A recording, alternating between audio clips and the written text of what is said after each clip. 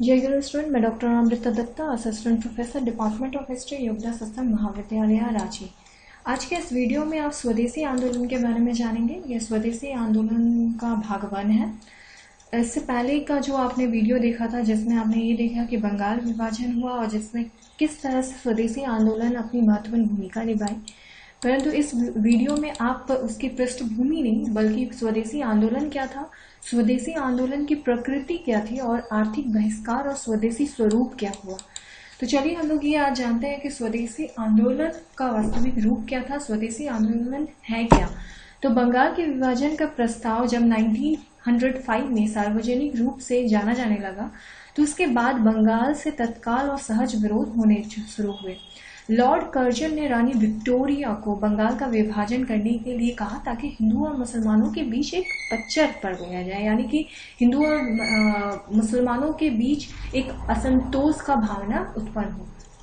अकेले पूर्वी बंगाल में 500 बैठकें हुई।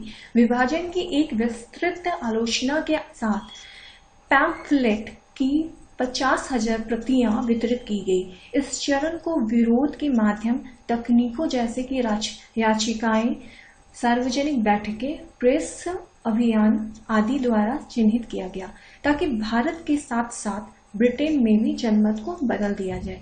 इस आंदोलन में ब्रिटिश उत्पादों का बहिष्कार भी शामिल था। पश्चिमी कपड़ों को अलाव, यानी कि पश्चिमी कपड़ों को आग के ये में झोंक दिया गया और विदेशी सामान बेचने वाली दुकानों का भी बहिष्कार किया गया।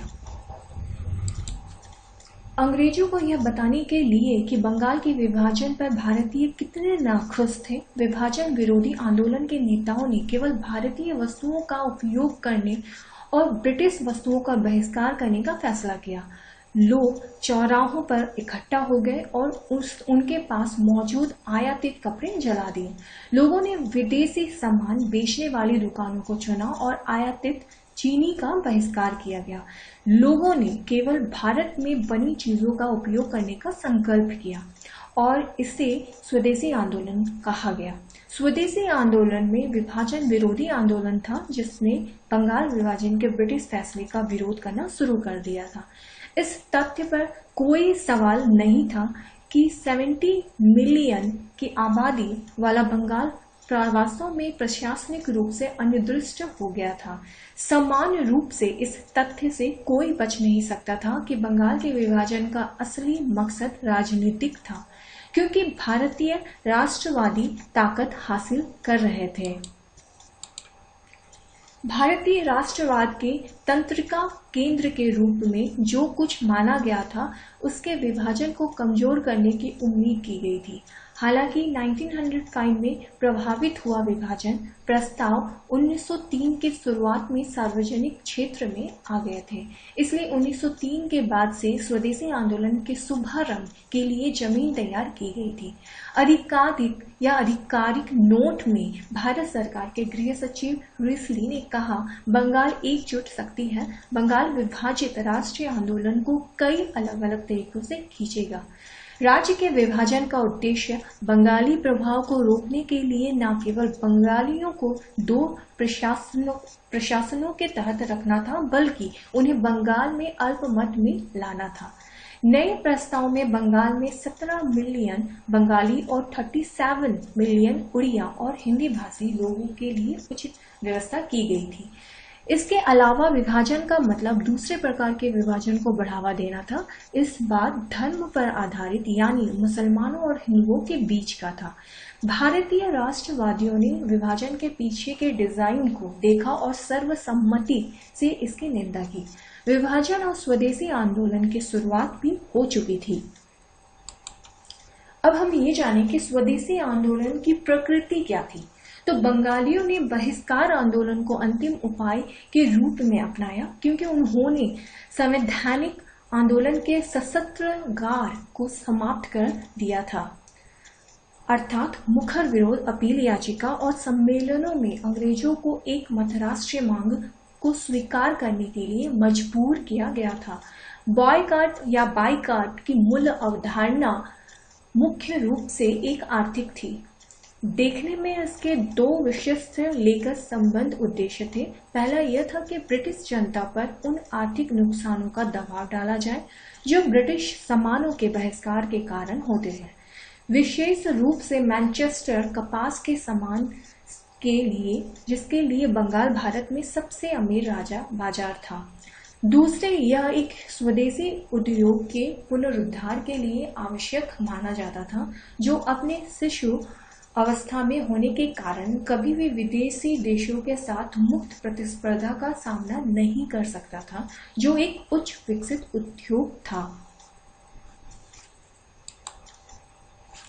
बॉयकॉट के रूप में भारतीय उद्योग के विकास के लिए विशुद्ध रूप से आर्थिक उपाय के रूप में स्वदेशी भारत में पूरी तरह से उपन्यास विचार नहीं था। यह 19वीं शताब्दी में कई प्रतिष्ठित व्यक्तियों द्वारा प्रचारित किया गया था। गोपाल हरि देशमुख, जिन्हें बंबई के लोक हितवादी के रूप में जाना जाता था, आर्य समाज के संस्थापक दयानंद सरस्वती और कलकत्ता के भोलानाथ चंद्र थे, लेकिन उनके द्वारा बोए गए बीज तक अंकुरित नहीं हुई, जब तक कि एकजुट लोगों के गंभीर समाधान से मिट्टी उपजाऊ नहीं हो जाती। माप से परे अतिरंजित बहिष्कार और स्वदेशी के दोहरे हथियारों को बनाने के लिए लोगों की आवाज को बुलंद करने वाली अहंकारी सरकार द्वारा उन पर गलत आरोप लगाया गया। बाद में आर्थिक बहिष्कार समय के साथ पृष्ठभूमि में आ गया और यह हर क्षेत्र में अंग्रेजों के साथ असहयोग करने के विचार के रूप में विकसित हुआ, और जिस उद्देश्य था वह देश की एक राजनीतिक उत्थान था, जिसमें पुनः स्वतंत्रता के दूर के लक्ष्य को पूरा किया जा रहा था। अधिक उन्नत अनुभाग की आंखें जिसी तरह स्वदेशी ने भारतीय उद्योग को बढ़ावा देने की मूल अवधारणा को पूरी तरह से खारिज कर दिया। स्वदेशी आंदोलन के आर्थिक बहिष्कार या स्वदेशी पृष्ठभूमि क्या थी, ये भी आपको जानना चाहिए। तो आर्थिक अर्थों में स्वदेशी एक सकारात्मक और नकारात्मक तत्व का प्रतिनिधित्व करता था। इनकी चर्चा इस प्रकार की गई थी। स्वदेशी का सकारात्मक तत्व स्वदेशी वस्तुओं का उत्थान था। विदेशी सामानों के बहिष्कार के कारण स्वदेशी सामानों की मांग में वृद्धि हुई, विशेषकर ऐसे कपड़े जिन्हें आपूर्ति की कमी महसूस हुई। बॉम्बे और अहमदाबाद के मिल मालिक इसके बचाव में आए। बंगाल में बहिष्कार आंदोलन ने भारत में कपास मिलों को गति प्रदान की और बल प्रदान किया, और इस प्रकार मिल मालिकों द्वारा शोषण का अवसर मिला। उस समय यह शिकायत थी कि बॉम्बे मिल मालिकों ने किसी भी बलिदान पर स्वदेशी कपड़ा खरीदने के लिए बंगाली सेंटिमेंटलिज्म के रूप में जो कुछ भी माना, उसकी कीमत पर भारी लाभ कमाया। इसकी शुरुआत महात्मा गांधी ने कर दिया था। बंगाल को हथकरघा के मोटे उत्पादन से बॉम्बे मिलों से आपूर्ति का पूरक होना था। बंगाल में बुनाई उद्योग तब तक बहुत फलता फूलता रहा जब तक कि 18वीं शताब्दी में अंग्रेजों ने प्रांत पर अपना शासन स्थापित नहीं कर लिया। उस उद्योग को पुनर्जीवित करने के लिए आर्थिक बहिष्कार आंदोलन एक उपयुक्त अवसर प्रतीत हो रहा था। उत्पादित कपड़े बहुत मोटे थे, लेकिन स्वदेशी आंदोलन की वास्तविक भावना में बंगालियों द्वारा स्वीकार किए जाते थे। एक गीत जो पूरे देश में बहुत लोकप्रिय हुआ, लोगों से आग्रह किया गया कि वह मोटे कपड़े को सम्मान का स्थान दें, जो कि एक बेहतर पेशकश करने के लिए बहुत कम गरीब माता का उपहार बन सके। आर्थिक स्वदेशी का नकारात्मक तत्व, इसे केवल अंग्रेजों के बारे में नकारात्मक माना जा सकता है। विदेशी वस्तुओं का बहिष्कार और दहन था। यद्यपि मैनचेस्टर कपड़ा हमले का मुख्य लक्ष्य था, लेकिन आंदोलन को अन्य ब्रिटिश निर्माताओं के लिए भी बढ़ाया गया था, जैसे कि नमक और चीनी के साथ साथ सामान्य रूप से लग्जरी सामान। स्वदेशी और आर्थिक बहिष्कार के विचारों को जीवित रखा गया था और समाचार पत्रों, जुलूसों, लोकप्रिय गीतों, स्वयंसेवकों के नामकरण पर सतर्क नजर रखने और विदेशी कपड़े, नमक और चीनी के अलावा अवसरों के लेखों के द्वारा हर दरवाजे तक घर लाया गया था। विदेशी लोगों के पुराने परिधानों से संबंधित ऐप को भी ढेर कर दिया गया था और फिर उसमें आग लगा दी गई थी।